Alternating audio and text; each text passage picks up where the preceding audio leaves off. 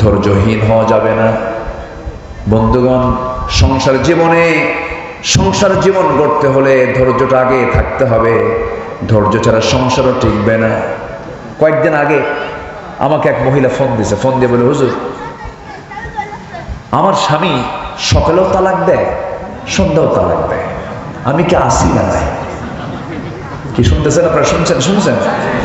মানে মহিলা বলতেছে, আমার স্বামী রুটিন ওয়ার্কের মতো সকালেও তালাক দেয়, বিকেলেও তালাক দেয়, আমি কি আসি না নাই? বলেন, তালাক দিয়া শেষে আবার আমাদের কাছে এসে বলে, হুজুর, কাম তো সারছি, দুটো মেয়ে আছে, ভুলটুল হয়ে গেছে, হুজুর রাগের মাথায় তালাক দিছে, হুজুর বউটাকে ফেরত নিয়ে আসা যাবে না? মার্ডার করে কয় ফেরত নিয়ে আসা যাবে না। এরকম বহু স্বামী স্ত্রী পরিচয় বহন করে তারা সংসার করছে, কিন্তু রীতিমতো জেনা হচ্ছে। এমন সংসার আছে না নাই? প্রত্যেক গ্রামে দুই একটা করে খুঁজে পাবেন, এগুলো আছে। এই আছে না? আসতে বলবেন না, আছে না নাই? সবাই জানে যে তালাক দিছে, এরপরে সংসার করছে, জানে এগুলো সব হচ্ছে রাগের ফলাফল। এত রাগ কেন? মুখে তো তালাক শব্দ আসে কেন? মায়েরা কি মাহফিল আছে নাকি? মায়েরা কি মাহফিল আসছে? বলি আলহামদুলিল্লাহ।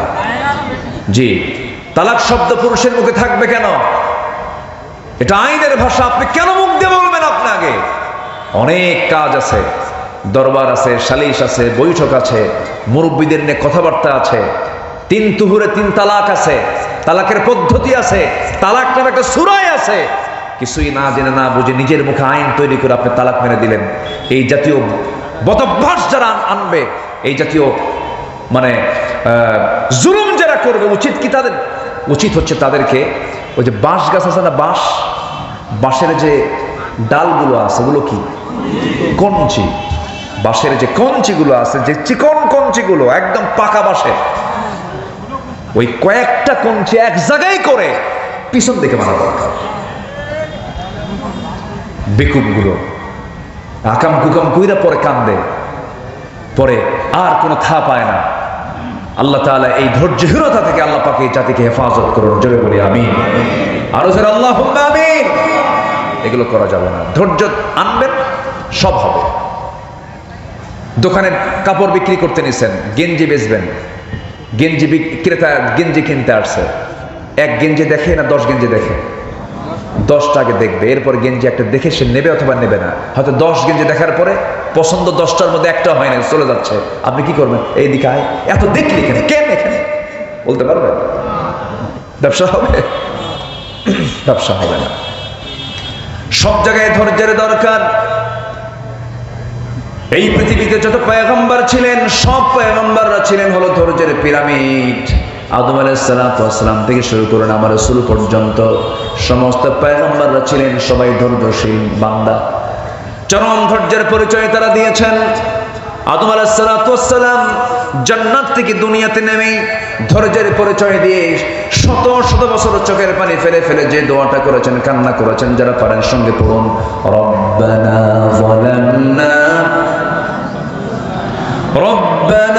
যালামনা আনফুসানা ওয়া ইল্লাম তাগফির লানা ওয়া তারহামনা লানাকুনান্না মিনাল খাসিরিন। জোরে বলুন আল্লাহু আকবার।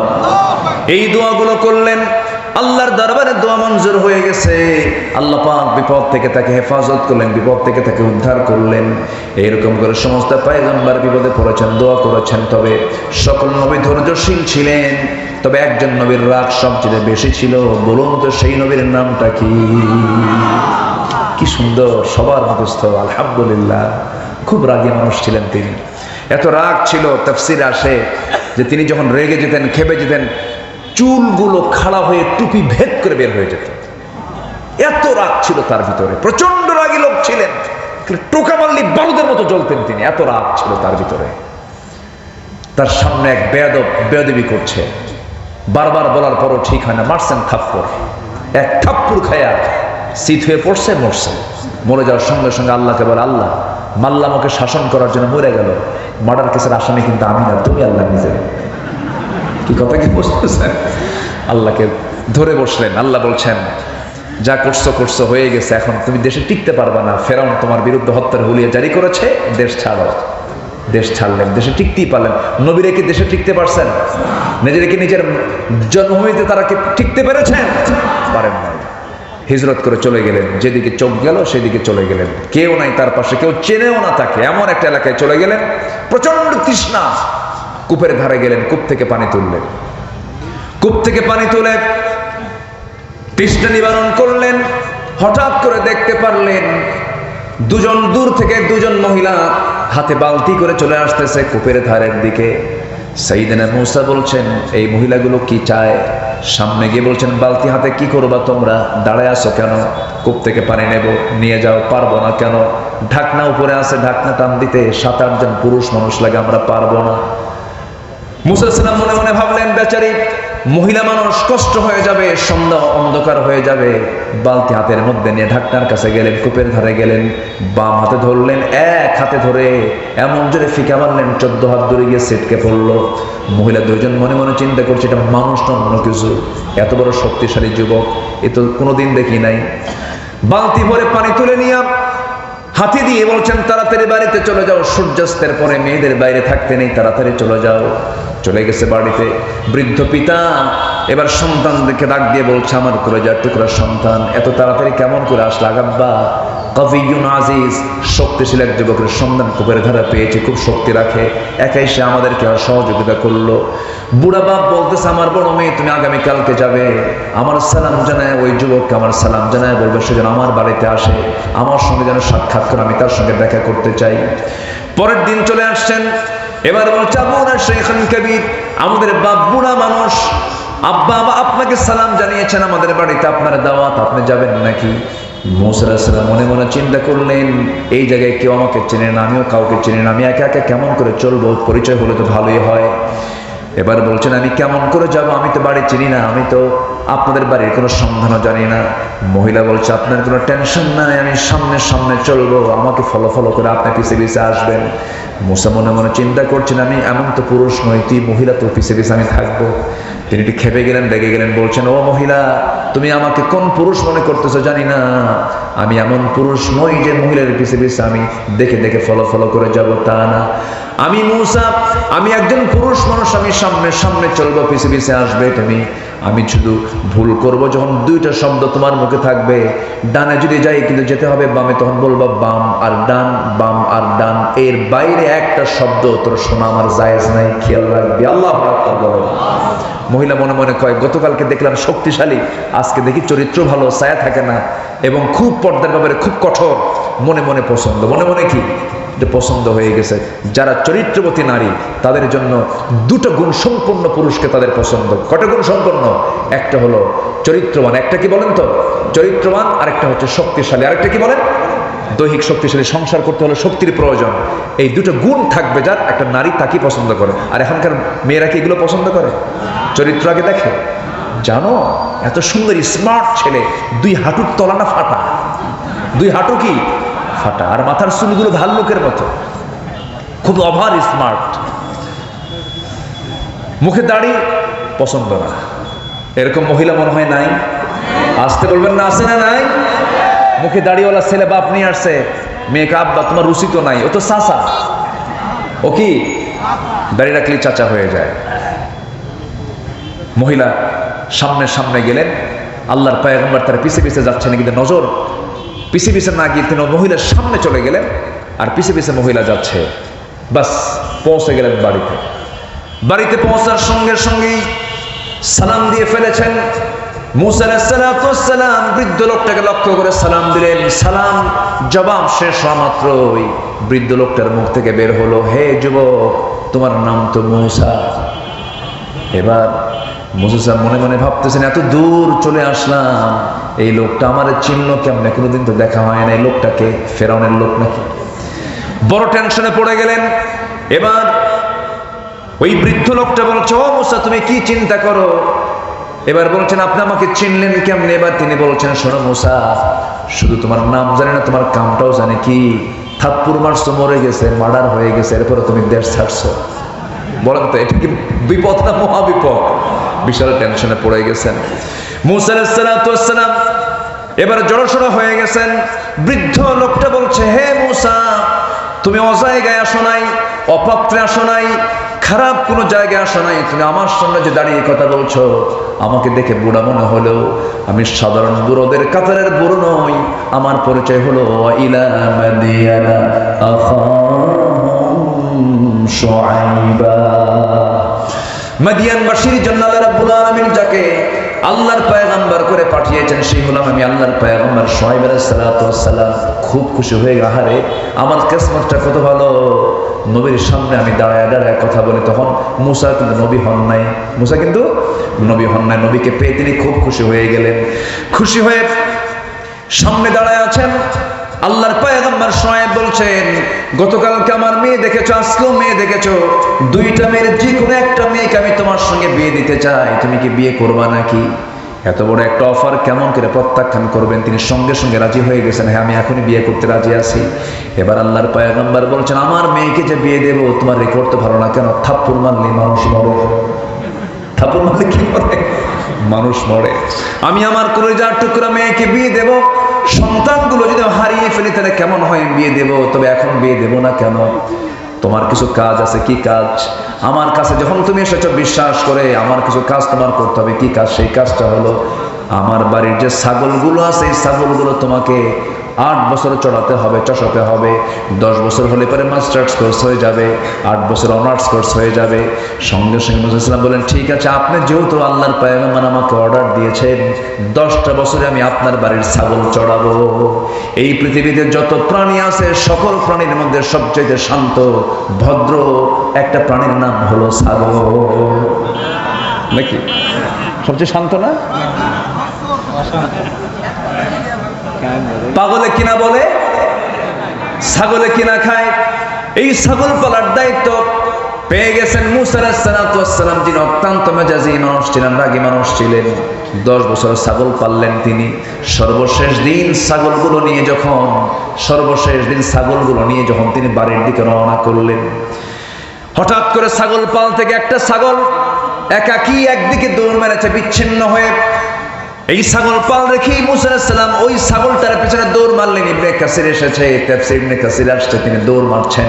ছাগল দৌড়ায়, নবুও দৌড়ান। ছাগল যতই দৌড়ায়, বলেন তো, যে ধরতে যায় তার রাগ কমে না বাড়ে? রাগ বাড়তে বাড়তে 100 ডিগ্রি হয়ে গেছে। ছাগলটা থেমে গেছে। 2 পা 2 হাতের মধ্যে দৌড়েছেন। 2 পা 2 হাতের মধ্যে ধরে শূন্যের উপরে খাড়া করেছেন। এক আছাড় মারবেন, এক আছাড়ে দুনিয়া থেকে মেরে ফেলবেন, দুনিয়া থেকে বিদায় করবেন। কিন্তু লক্ষ্য করে দেখেন, ছাগলটা থরথর করে কাঁপতেছে, চোখে মুখে তার বিশাল ভয়ের ছাপ, লঙ্কব দিয়ে টপ টপ করে ঘামগুলো ঝরতেছে। তার মধ্যে দয়া হলো, তুই তো ছাগল, তোরে মায়েরা লাভটা কি? মেরা তো কোনো লাভ নাই। আস্তে করে 2 পা 2 হাত থেকে ছেড়ে দিয়া ছাগলটাকে কোলের মধ্যে আদর করলেন। আল্লাহ বললেন, মূসা, তোমার রাগ কমে গেছে, আমি তোমাকে এক্ষুনি নবুয়ত দিয়ে দিলাম, লা ইলাহা ইল্লাল্লাহু মূসা কালিমুল্লাহ। তাহলে ধৈর্য ছাড়া কি কোনো কিছু করা যাবে ভাই? বলেন, ধৈর্য ছাড়া কোনো কিছু করা যাবে? 15টা চারিত্রিক গুণ, আল কোরআনের 15টি চারিত্রিক গুণের 1 নাম্বার বললাম হলো সত্যবাদিতা, নাম্বার 2 হলো আমানতদারিতা, নাম্বার 3 হলো সাবর, ধৈর্যশীলতা, নাম্বার 4 হলো জীবনের সকল জায়গায় আমরা ধৈর্য ধরবো। কার উপরে? আসতে বলবেন না, কার উপরে? আল্লাহ রাব্বুল আলামিন বলছেন, ফাইদা আযামতা ফাতাওয়াক্কাল আলাল্লাহ ইন্নাল্লাহা ইউহিব্বুল মুতাওয়াক্কিলিন। আরেক জায়গায় বলছেন, ওয়া মান ইয়াতাওয়াক্কাল আলাল্লাহ ফাহুয়া হাসবুহ। যে ব্যক্তি আল্লাহর প্রতি ভরসা করবে, আল্লাহ তার জন্য যথেষ্ট হয়ে যাবেন। সন্তান হয় না, চাইবো কার কাছে? আসতে বলেন, চাইবো কার কাছে? ছেলে দেন কে? মেয়ে দেন কে? দেন না কে? ফয়সালা কার? আল্লাহ পাকের ফয়সালা। কখনোই আল্লাহ ছাড়া কারো প্রতি ভরসা করা যাবে না। আল্লাহ যা দেবেন আল্লাহ দেবেন, দিবেন না আল্লাহ দিবেন। আল্লাহ সব ক্ষমতা একমাত্র কার? বলেন, জোরে বলেন, কার? আল্লাহ। কোন ব্যক্তি আপনাকে কোনো কিছু দিতে পারবে না, আমাকে দিবেন কে? আল্লাহ তাআলা। নাম্বার 5 হলো ইখলাস থাকতে হবে। ওয়ামা উমিরু ইল্লা লিয়াবুদুল্লাহা মুখলিসিনা লাহুদ-দ্বীন হুনাফাআ ওয়া ইউকিমুস সালাতা ওয়া ইউতুজ যাকাতা ওয়া যালিকা দীনুল কাইয়্যিমা। নাম্বার 6 হলো আদালত, ন্যায় বিচার প্রতিষ্ঠা করা। ইয়া আইয়ুহাল্লাযীনা আমানু কুনু কাওয়ামিনা লিল্লাহি শুহাদাআ বিল কিসত। নাম্বার 7 হলো তওবা করা, ক্ষমা প্রার্থনা করা। ওয়াল্লাযীনা ইযা ফাআলু ফাহিশাতান আও যালামু আনফুসাহুম যাকারুল্লাহা ফাস্তাগফিরু লিযুনুবিহিম। নাম্বার 8 হলো দয়া, সহানুভূতি। খুযিল আফওয়া ওয়া আমুর বিল উরফি ওয়া আ'রিদ আনিল জাহিলিন। নাম্বার 9 হলো নম্রতা। বলেন তো আমরা নম্র হব না উগ্র হব? বলেন বলেন, উগ্র হব না নম্র হব? নম্র হব। ওয়া ইবাদুর রাহমানিল্লাযীনা ইয়ামশুনা আলাল আরদি হাওনা ওয়া ইযা খাতাবাহুমুল জাহিলুনা ক্বালু সালামা। নাম্বার 10 হলো কৃতজ্ঞতা, কৃতজ্ঞ হওয়া। আল্লাহ রাব্বুল আলামিন বলেন, লা ইন শাকারতুম লা আযীদান্নাকুম ওয়া লা ইন কাফারতুম ইন্না আযাবি লাশাদীদ। নাম্বার 11 হলো সুজাআ, সাহসী হওয়া, সাহসিকতা নিয়ে আসা। এটা একটা চরিত্র, সুন্দর চরিত্র। আমরা ভীতু হব না সাহসী হব? বলেন ভীতু না সাহসী? ভীতু না সাহসী? সাহসী হব। ইয়া আইয়ুহাল্লাযীনা আমানু ইসবিরু ওয়া সাবিরু ওয়া রাবিতু ওয়াত্তাকুল্লাহা লাআল্লাকুম তুফলিহুন। জোরে বলুন আল্লাহু আকবার। নাম্বার 12 হলো সৎ কাজের আদেশ দেবে, অসৎ কাজের বাধা দেবে। কুনতুম খায়রা উম্মাতিন উখরিজাত লিন-নাসি তা'মুরুনা বিল মা'রুফি ওয়া তানহাউনা 'আনিল মুনকার। নাম্বার 13 হলো বিশ্বাসযোগ্য হতে হবে, সিকা আনতে হবে। ওয়াল্লাযীনা হুম লিআমানাতিহিম ওয়া আহদিহিম রাউন। নাম্বার 14 হলো ইখলাস ফিল আমাল, কাজের ক্ষেত্রে নিষ্ঠা থাকতে হবে, কাজের ক্ষেত্রে নিষ্ঠাবান হতে হবে। নাম্বার সর্বশেষ হলো 15 নম্বর হলো সহনশীল হতে হবে। আল্লাহ তাআলা হালিম, আল্লাহ নিজেও সহনশীল, আমরা সহনশীল হব। আল্লাহ রাব্বুল আলামিন বলেন, ক্রোধকে যারা সংবরণ করবে, ওয়াল কাযিমিনাল গায়যা ওয়াল আফিনা আনিন নাস ওয়াল্লাহু ইউহিব্বুল মুহসিনিন। জয় বলুন আল্লাহু আকবার। যারা ক্রোধকে সংবরণ করবে, সহনশীল যারা হবে, মানুষকে যারা মাফ করা শিখবে, মাফ করে দেবে, আল্লাহ রাব্বুল আলামিন ওই সমস্ত মুহসিন বান্দাদের দারুণ ভালোবাসেন। জোরে করুন সুবহানাল্লাহ। এই 15টা গুণ আমরা অর্জন করব। জোরে বলি ইনশাআল্লাহ। আর জোরে বলি ইনশাআল্লাহ। ঠিক 12টা বাজে, 11:59 বাজে, কেউ যাবেন না। আমরা একসঙ্গে দোয়া করব। যে যেখানে আছেন আমরা একসঙ্গে দোয়ায় শামিল হব। কিছু প্রশ্ন এখানে আসছে, আমরা 15টা পয়েন্টে কথা বললাম। ফজর নামাজ সবাইকে পড়বেন ইনশাআল্লাহ? কারা কারা ফজর পড়বেন হাত তুলে দেখেন তো দেখি। জোরে বলি ইয়া আল্লাহ। আরো জোরে ইয়া আল্লাহ। আমাদেরকে